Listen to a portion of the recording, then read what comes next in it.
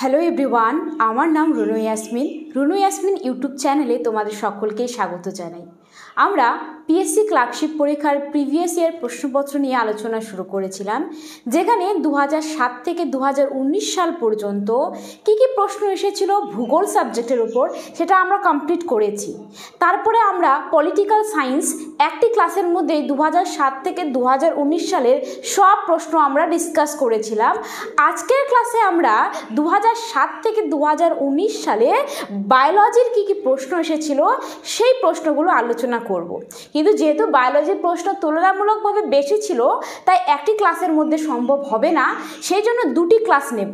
দুটি ক্লাসের মধ্যে কিন্তু আমাদের যত ধরনের বায়োলজির PYQs রয়েছে সব কমপ্লিট হবে। আজকে তার প্রথম ক্লাস, নেক্সট দিন কিন্তু দ্বিতীয় নাম্বার ক্লাস হয়ে বায়োলজি শেষ হয়ে যাবে। ঠিক আছে, তাহলে দেখে নেওয়া যাক প্রথম প্রশ্নে কি বলা হয়েছে। প্রথম প্রশ্নে বলেছে, ডারউইনের তত্ত্ব হচ্ছে মিউটেশন তত্ত্ব, নাকি জার্মপ্লাজম তত্ত্ব, না প্রাকৃতিক নির্বাচনবাদ, নাকি ব্রিডিং থিওরি অফ ইনহেরিটেন্স। তো উত্তর হয়ে যাবে প্রাকৃতিক নির্বাচনবাদ। কারণ আমরা জানি যখন ইভালুয়েশনের থিওরি দেয়, তো সেই থিওরির ক্ষেত্রে দুজন বিখ্যাত আমরা নাম পেয়ে থাকি। একটা হচ্ছে ডারউইন আর একজন হচ্ছে স্যার ল্যামার্ক। ডারউইনের লেখা যে বইটি রয়েছে, স্যার ডারউইনের লেখা বইটির নাম হচ্ছে origin of species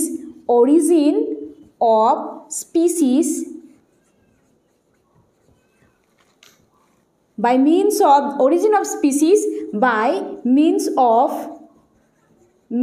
of natural selection.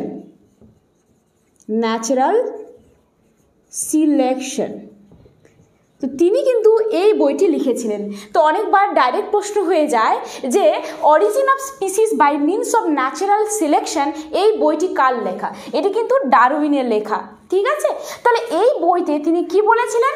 Natural selection বা প্রাকৃতিক নির্বাচনের উপরে জোর দিয়েছিলেন। হ্যাঁ, তাহলে এই তত্ত্বতে তিনি বলতে চেয়েছিলেন কতগুলো তিনি থিওরি দিয়েছিলেন। সেক্ষেত্রে তিনি যোগ্যতমের উদ্বর্তন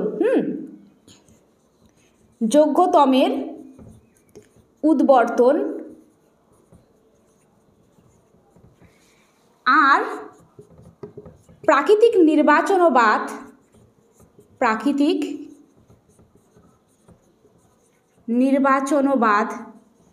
এই দুটি তত্ত্ব কিন্তু তিনি তুলে ধরেছেন। এক্ষেত্রে তিনি বলেছেন যে যোগ্যতমের উদ্বর্তন হবে, অর্থাৎ যে প্রাণীটি যোগ্য বা পরিবেশের সাথে মানিয়ে নিতে পারবে তারই হচ্ছে উদ্বর্তন হবে, আর যেই জীবটা মানিয়ে নিতে পারবে না তার অবলুপ্তি হয়ে যাবে, যেমন ডাইনোসরের ক্ষেত্রে আমরা দেখতে পারি। ঠিক তেমনি প্রাকৃতিক নির্বাচনবাদ বা ন্যাচারাল সিলেকশন, মানে আমাদের যে পরিবেশ, আমাদের প্রকৃতি কিভাবে সেই যে প্রাণীটাকে সিলেক্ট করে নিচ্ছে, তো সেটাকে বলা হয় প্রাকৃতিক নির্বাচনবাদ।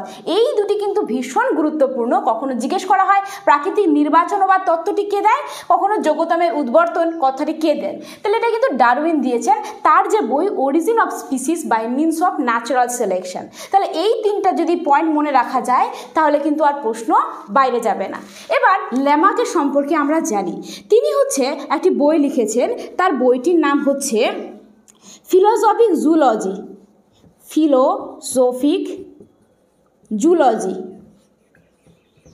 জুলজি। তিনি এই তত্ত্বে বলেছিলেন ব্যবহার অব্যবহারের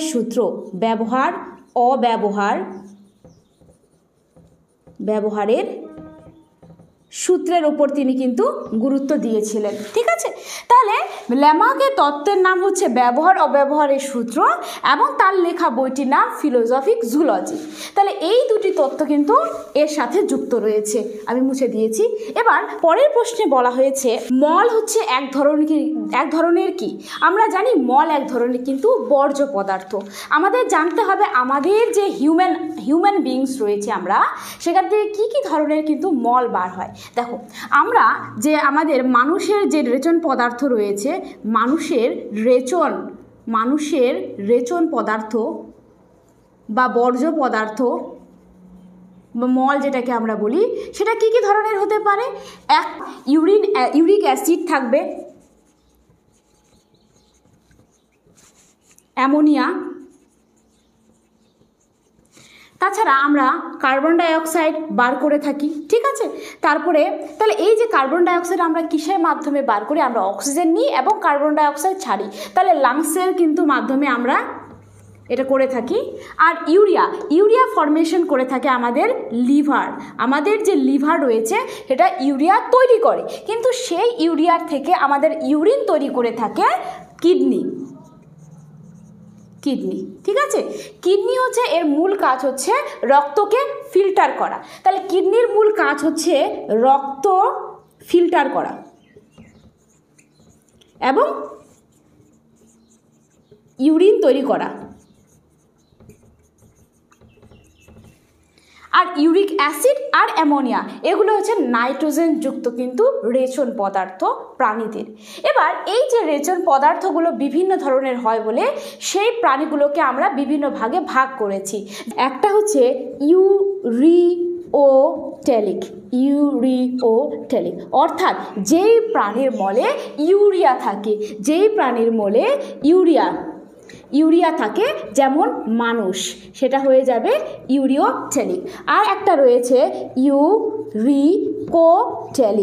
ইউরিকোটেলিক, তার মানে এটা হচ্ছে ইউরিওটেলিক, এটা ইউরিকোটেলিকের মধ্যে মলের মধ্যে ইউরিক অ্যাসিড থাকবে, ইউরিক অ্যাসিড। তো এটা হচ্ছে পাখিদের মধ্যে লক্ষ্য করা যায়। এবার গুয়ানোটেলিক,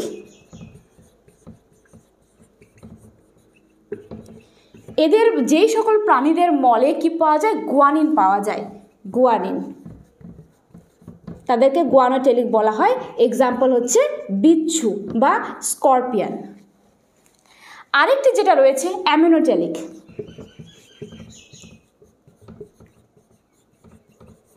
এদের মলে অ্যামোনিয়া পাওয়া যায়। এই অ্যামোনোটেলিক যেটা রয়েছে এদের মলে অ্যামোনিয়া পাওয়া যায় এবং তার এক্সাম্পল অ্যাকুয়াটিক অ্যানিমেলসগুলো রয়েছে, যেগুলো যেমন মাছ, এদের মধ্যে বা জলজ প্রাণীগুলোর মধ্যে অ্যামোনোটেলিক কিন্তু পাওয়া যায়। তাহলে বিভিন্ন ধরনের যে রেচন পদার্থের উপস্থিতির জন্য আমরা এগুলোকে ভাগ করতে পারি। বললাম যে আমাদের নাইট্রোজেনযুক্ত রেচন পদার্থ যে মূত্র রয়েছে বা ইউরিন রয়েছে, ইউরিন তার কম্পোনেন্টসগুলো যদি দেখি, এক্ষেত্রে কিন্তু জল, আমাদের মূত্রের মধ্যে 95% কিন্তু জল থাকে, কিন্তু যদি কখনো 95%-এর বেশি জল মূত্রের মাধ্যমে বার হয়, তাহলে এক্ষেত্রে যে রোগটা হয় সেটাকে কি বলা হয়ে থাকে, ডিহাইড্রেশন।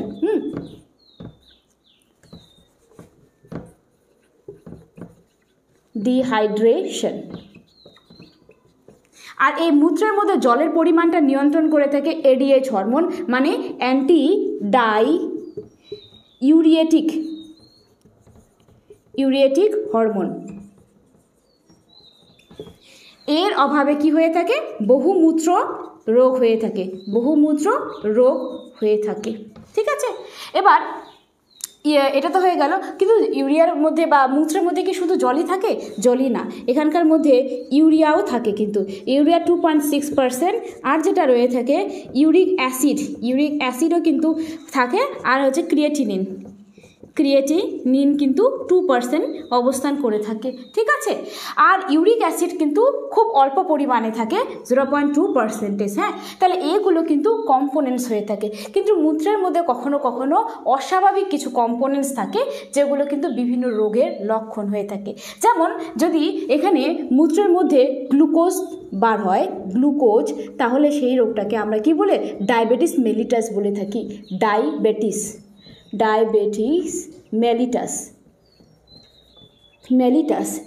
মেলিটাস মানে মধুমেহ রোগ, আর ডায়াবেটিস ইনসিপিটাস মানে হয়ে গেল বহুমূত্র রোগ। তাহলে পরীক্ষার ডায়াবেটিস বহুমূত্র না দিয়ে এরকমও দিতে পারে, সেটা হচ্ছে ডায়াবেটিস ইনসিপিটাস,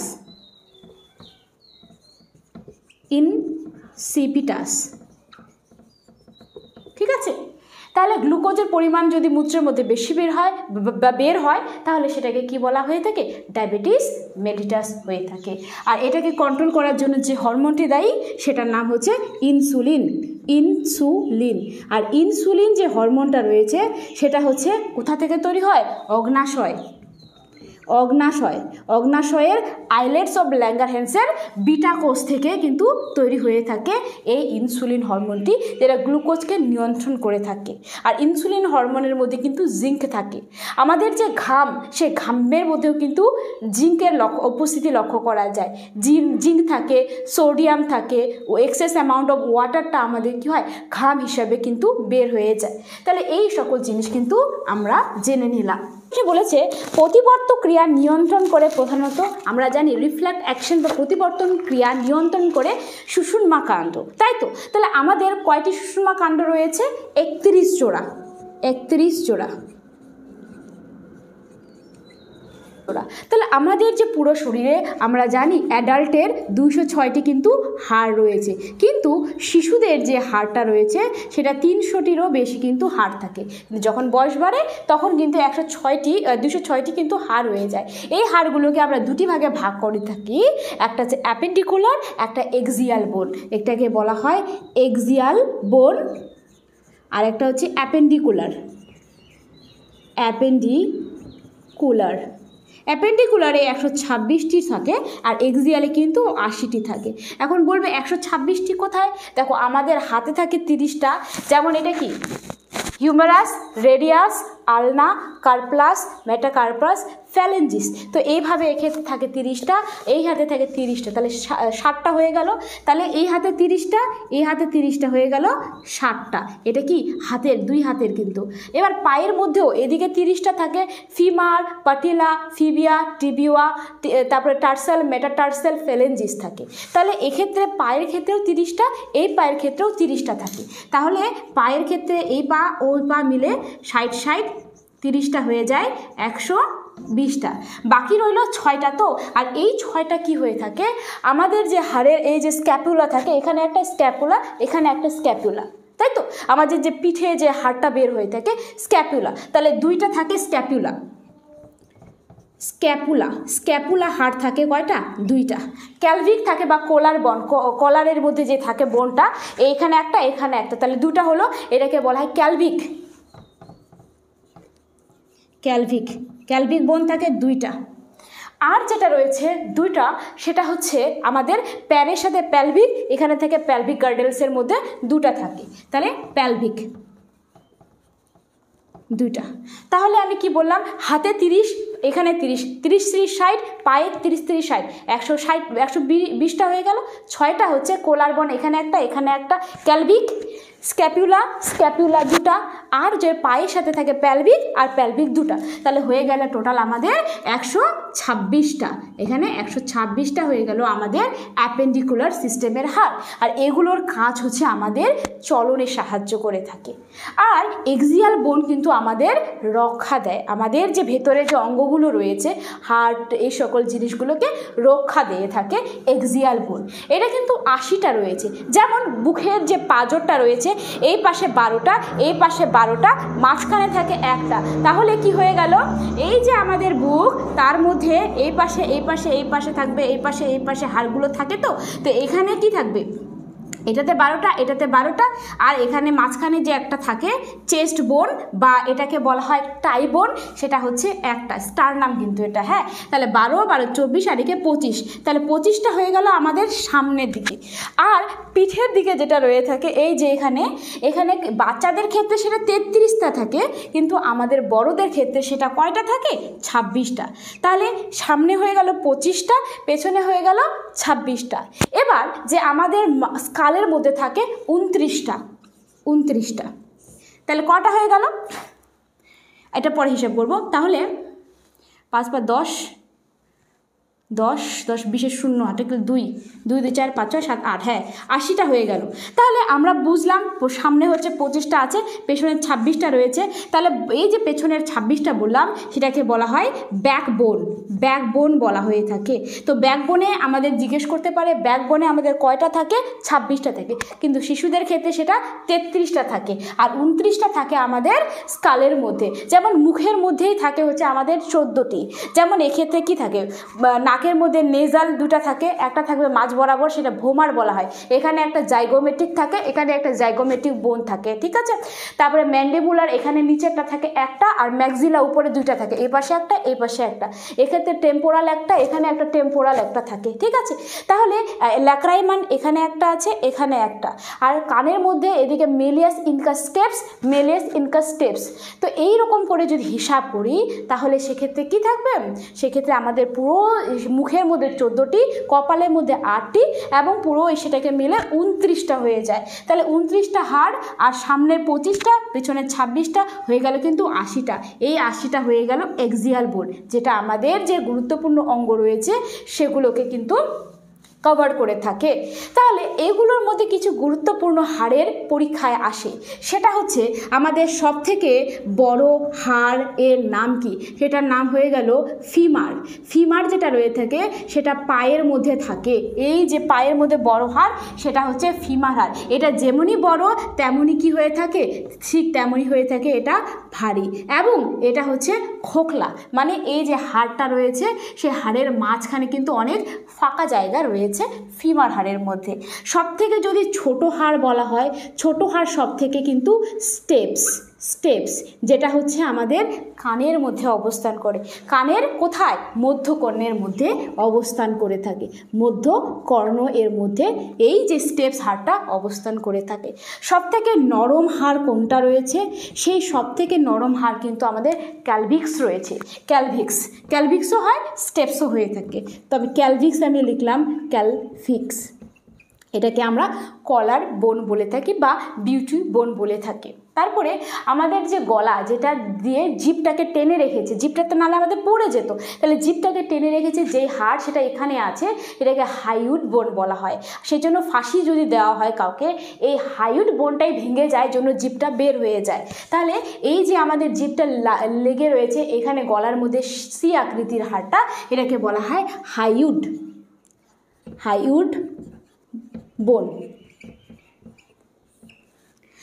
এবার আরও গুরুত্বপূর্ণ বলে যে শাইনিং বোন কোনটাকে বলা হয়ে থাকে, বা উজ্জ্বল বোন কোনটা, শাইনিং, শাইনিং বোন বলা হয়ে থাকে টিবিয়া, টিবিয়া বোন, যেটা পায়ের মধ্যে থাকে। আর সবথেকে দুর্বল যেটা রয়েছে সেটা কিন্তু মানে সবথেকে পাতলা যদি বোন বলা হয়, সবথেকে পাতলা ফিবুলা, এটাও কিন্তু পায়ের মধ্যেই অবস্থান করেছে। তাহলে এই যে আমাদের হয়ে গেল হাড় সম্পর্কে কিছু স্টাডি। যেহেতু আমরা হাড় পড়েই ফেললাম, তার সাথে যুক্ত আরও কিছু গুরুত্বপূর্ণ ইনফরমেশন আমি বলে দিচ্ছি। যেমন বলবে যে বোন বা হাড় আর বোনের সাথে যে যুক্ত হয় সেটাকে কি বলা হয়, সেটাকে বলা হয় লিগামেন্ট, লিগামেন্ট। এটা কিভাবে মনে রাখবে, দেখো বি বি লাল, আমরা জানি তিনি একজন বিখ্যাত মানুষ, বি বি লাল। তাহলে বি মানে বোন, আর বি মানে বোন, আর এল মানে লাল, মানে এল মানে লিগামেন্ট হয়ে গেল। তাহলে বি বি লাল দিয়ে আমরা বোন প্লাস বোন মিলে মানে যেটা থাকে সে জয়েন্টটা, সেটা লিগামেন্ট বলা হয়ে থাকে। এবার বোন প্লাস পেশি যদি থাকে তাহলে সেটাকে বলা হয় টেন্ডন, টেন্ডন থাকে। আর যদি পেশি আর পেশির মধ্যে থাকে তাহলে সেটা সিলেকশন, সিলেকশন। তাহলে এই তিনটা কিন্তু পরীক্ষায় আসে। এবার এই যে আমরা বোন বলছি, সেই বোনটা কি কি দিয়ে তৈরি হয়ে থাকে, ক্যালসিয়াম কার্বনেট থাকে, তার হচ্ছে কি হয়ে থাকে, ফসফরাসও থাকে, কিন্তু ফসফরাস, ওসিনোপ্রোটিন থাকে, এখানে ওসিনোপ্রোটিন থাকে, প্রোটিন থাকে। এই যে ক্যালসিয়াম কার্বনেট বললাম CaCO3, এটার জন্য এই হাড়টা কী হয়ে থাকে, শক্ত হয়ে যায়। পরীক্ষায় বলবে যে হাড় শক্ত হওয়ার মূল কারণটাই কিন্তু ক্যালসিয়াম কার্বনেট। এবং হাড়ের মধ্যে আগুন ধরার কারণ হচ্ছে ফসফরাস থাকে। হ্যাঁ, এটা হচ্ছে আগুন ধরতে সাহায্য করে থাকে।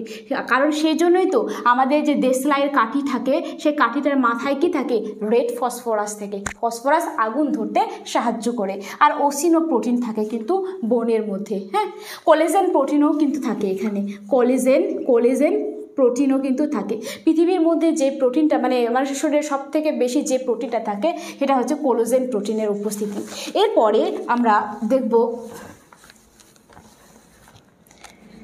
যে বলেছে জৈব গ্যাস হচ্ছে একটি পুনর্ভব সম্পদ। জৈব গ্যাস এটা একটা পুনর্ভব সম্পদ। তো জৈব গ্যাসের একটা এক্সাম্পল হিসাবে আমরা মিথেন ব্যবহার করতে পারি।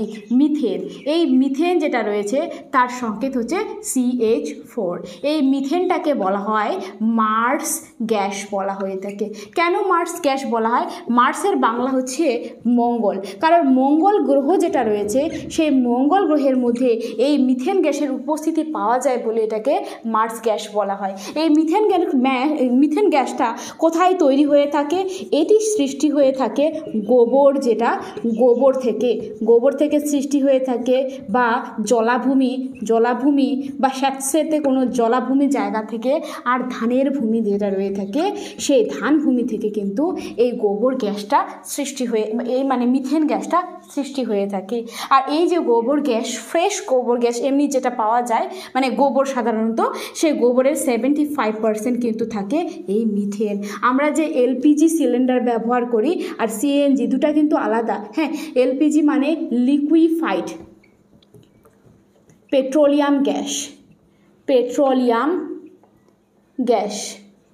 এটার মধ্যে LPG সিলিন্ডার যেটা আমরা রান্নার জন্য ব্যবহার করি, সেক্ষেত্রে আমাদের কিন্তু কি থাকে, বিউটেন থাকে, মিথেন থাকে, প্রোপেন থাকে, কিন্তু সবথেকে বেশি পরিমাণে থাকে বিউটেন, আর মিথেনও থাকে কিন্তু।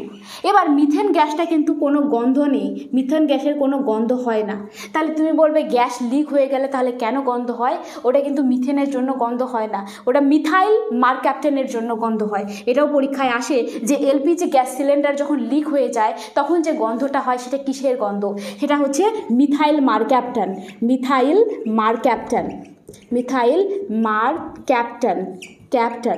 এইটার জন্য কিন্তু গন্ধ হয়ে থাকে।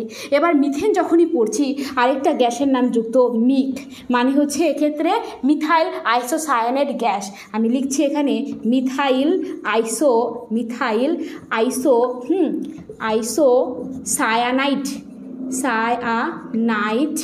Cyanide gas. আর এই গ্যাসটার জন্য হচ্ছে 1984 খ্রিস্টাব্দে কী হয়েছিল, ভোপাল গ্যাস ট্র্যাজেডি হয়েছিল। বা এই যে আমি এখানে লিখছি ভোপালের মধ্যে গ্যাসের দুর্ঘটনা হয়েছিল। আর এই গ্যাসটা যেটা রয়েছে ভোপাল গ্যাস দুর্ঘটনায়, তাহলে কোন গ্যাসটা দায়ী? মিক গ্যাস, মানে মিথাইল আইসোসায়ানেট, এই গ্যাসটা কিন্তু দায়ী রয়েছে। এটা কবে হয়েছিল? 1984 সালে। এবং এই ভোপাল মানে মধ্যপ্রদেশের রাজধানী ভোপালের কথা বলছি। CNG মানে হচ্ছে কম্প্রেসড ন্যাচারাল গ্যাস।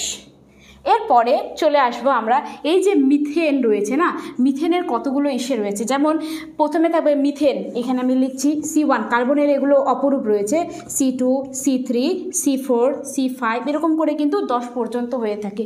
প্রথমটাকে বলা হয়ে থাকে মিথেন। এই সংকেতগুলো অনেক সময় পরীক্ষায় জিজ্ঞেস করে। মিথেন, তারপরে ইথেন, প্রোপেন, বিউটেন, পেন্টেন, তারপরে হেক্সেন থাকবে, তারপরে হচ্ছে হেক্টা থাকবে, এরকম করে অক্টা, ননা, ডেকা এরকম থাকবে। তাহলে এই সিম্বলগুলো দিয়ে কখনো কখনো কিন্তু পরীক্ষায় জিজ্ঞেস করে নেওয়া হয়ে থাকে। তাহলে methane, ethane, propane, butane, pentane আর হেক্সেন মনে রাখলেই কিন্তু হয়ে যায়। আমরা হচ্ছে যখন, আচ্ছা আমি আরেকটা জিনিস দিচ্ছি এখানে, C2H4, এটা হচ্ছে আমাদের কিন্তু কি, এটা হচ্ছে আমাদের ইথিলিন। ইথিলিন, যেটা হচ্ছে ফল পাকাতে সাহায্য করে, ফল পাকাতে সাহায্য করে থাকে। তবে এটা কিন্তু ন্যাচারাল পদ্ধতিতে, প্রাকৃতিক উপায়ে কিন্তু ফল পাকতে আমাদের C2H4 সাহায্য করে, বা যেটাকে আমরা বলি ইথিলিন ব্যবহার করে, মানে এটা ইথিলিন একটা প্রাকৃতিক হরমোন যেটা ফল পাকাতে সাহায্য করে, যার সংকেত C2H4 হয়ে থাকে। আরেকটি রয়েছে, সেটা হচ্ছে C2H2, এটাকে বলা হয় অ্যাসিটিলিন। অ্যাসিটিলিন, এই অ্যাসিটিলিন কি হয়ে থাকে, যেটাকে আমরা কি বলে থাকি, কার্বাইড বলে থাকি, বা যেটা কৃত্রিম পদ্ধতিতে ফল পাকতে সাহায্য করে, ফল পাকায়। আমরা বাড়িতে এনে কখনো পাউডার দিয়ে দিই, যেটার জন্য কি হয়, ফল পেকে যায়, তো সেই পাউডারটাই হচ্ছে আমাদের C2H2 বা অ্যাসিটিলিন। ঠিক আছে, তাহলে এই কয়টা কিন্তু মনে রাখতে হবে। এবার বলেছে আমাদের উদ্ভিদ নিচের কোনটি কাঁচামাল হিসাবে সর্বাধিক ব্যবহার করে থাকে। আমরা জানি উদ্ভিদ খাদ্য তৈরি করার জন্য কার্বন ডাই অক্সাইড কিন্তু কাঁচামাল হিসাবে ব্যবহার করে থাকে। তখনই বললাম সালোক সংশ্লেষ, তো তার সাথে যুক্ত কিছু গুরুত্বপূর্ণ ইনফরমেশন আমাদের জানতে হবে। এই সালোক সংশ্লেষ বা ফটোসিনথেসিস, আলোর উপস্থিতিতে উদ্ভিদের যে ক্লোরোফিল পাতায়, মানে পাতার ক্লোরোফিলে যে খাদ্য তৈরি হয়, সেটাকে বলা হয় সালোক সংশ্লেষ। তো সালোক সংশ্লেষের দুইটি দশা থাকে, একটা থাকে আলোক দশা, একটা অন্ধকার দশা। আলোক দশাটাকে বলা হয়ে থাকে আমাদের কি, হিল বিক্রিয়া বলা হয়ে থাকে, আর আরেকটা যেটা থাকে সেটা হচ্ছে আমাদের অন্ধকার দশা। এই আলোক দশাটা কোথায় স্টার্ট হয়ে থাকে আর কোথায় অন্ধকার দশা সৃষ্টি হয় সেটা আমাদের জানতে হবে।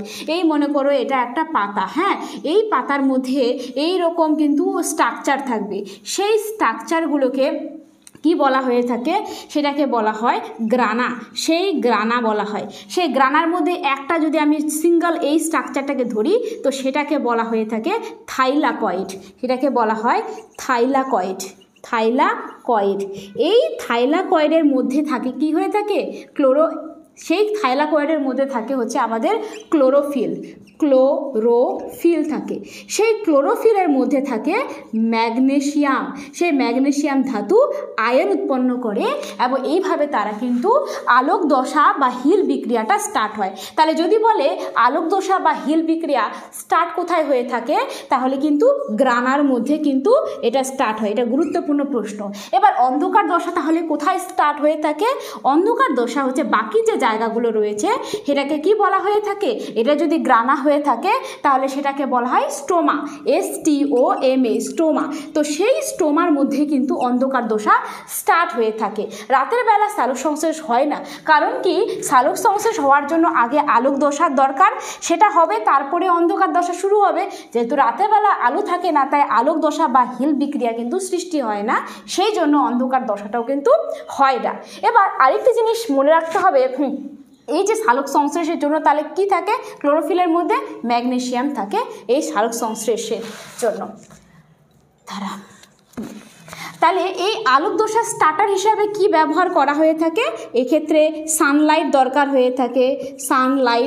হয়ে থাকে, তারপরে কার্বন ডাই অক্সাইড কিন্তু দরকার হয়, এবং এর ফলে কি উৎপন্ন হয়ে থাকে, সেক্ষেত্রে কিন্তু উৎপন্ন হয়ে থাকে NADPH2 উৎপন্ন হয়। আর এই NADPH2টা হচ্ছে অন্ধকার দশায় স্টার্টার হিসাবে ব্যবহার করা হয়, বা এখানে এই জিনিসটাই এখানে লাগে, তারপরে হচ্ছে এই অন্ধকার দশার কাজটা চলে। তাহলে এখানকার স্টার্টার হিসাবে কি ব্যবহার করা হয়, NADPH2 plus oxygen.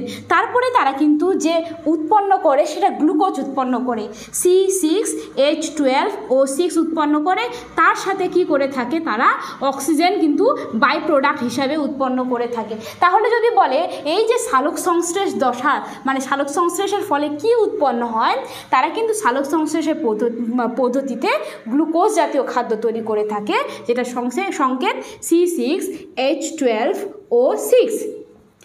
R by product হিসাবে বা গৌণ উৎপাদন হিসাবে তারা কিন্তু অক্সিজেন উৎপন্ন করে থাকে, আর এই অক্সিজেন তখন আমরা নিঃশ্বাস হিসাবে গ্রহণ করে থাকি। ঠিক আছে, তাহলে এটা হলো আমাদের সালোক সংশ্লেষের দশা।